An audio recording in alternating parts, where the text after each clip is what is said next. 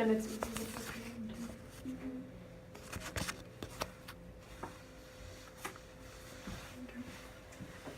Hi, I'm Mary. I'm Emily. I'm Lexi. I'm Caitlin. I'm Hallie. This is my informative speech about the Washington County Jail. Murder, theft, underage drinking. Though these things may seem vastly different from each other, they are all crimes that can get you wound up in the Washington County Jail. That is, of course, only if there is enough room. The Washington County Jail is currently looking for a solution to their overcrowding. This has been a problem for a while, but it is a problem now more than ever. With a growing population in Washington County, significant growth has continued to grow the jail. According to the Washington County Law Enforcement Center, the needs of the jail was originally designed to house 17 inmates, but has a current maximum capacity of 32 due to the addition of bunk beds in cells. It was last built in 1978. However, according to national and state standards, the jail is full when it reaches 25 inmates. The daily populations of inmates frequently exceeds this number. In fact, the largest number of inmates in one day in the jail is 52.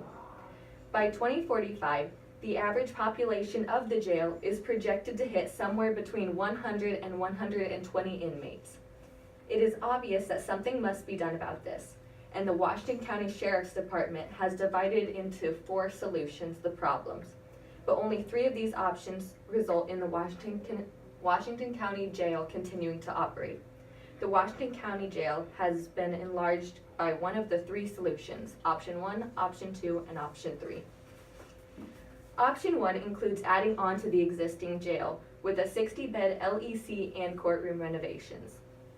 As stated in the Washington County Law Enforcement and Detention Center Preliminary Concept Planning Booklet, a key feature of option 1 is the development of a secure link between the new jail and the county and district courthouse, with both a stairway and an elevator for secure public escort of detainees without ever crossing paths with citizens. The 60-bed jail will be designed with the ability to add a potential second floor if needed. This will result in an extra 120 beds altogether. A positive for this option is that detainees will not have to be moved around to different locations or endanger the life of the public. According to KETV News Watch 7, deputies are driving an average of 45,000 miles each day to transport inmates to and from other jails in nearby counties. However, a negative of this option is that building a new addition to the jail is going to destroy a lot of the excess parking for employees and even visitors. The total cost of option 1 is $12,816,350. Option 2 consists of a new 60-bed Justice Center on the Greenfield site. As stated on Brownfield listings, a Greenfield site development refers to the real estate development of land not currently being used for residential, commercial, or industrial purpose. Since option 2 contains a whole new lot and a whole new location, it is to be identified as a Justice Center. According to the Washington County Sheriff, positives for option 2 include more opportunities for expansion by building on a bigger lot and the ability to add a drive-through vehicular sally port. The negatives for option 2 include all of the site evaluation criteria needed to begin building a new facility. This includes traffic access issues, design and planning issues, public issues, economic and timing issues, along with engineering issues. The overall cost of option 2 is $15,201,860. However, this price does not include the price to attain the greenfield that is going to be used for the construction.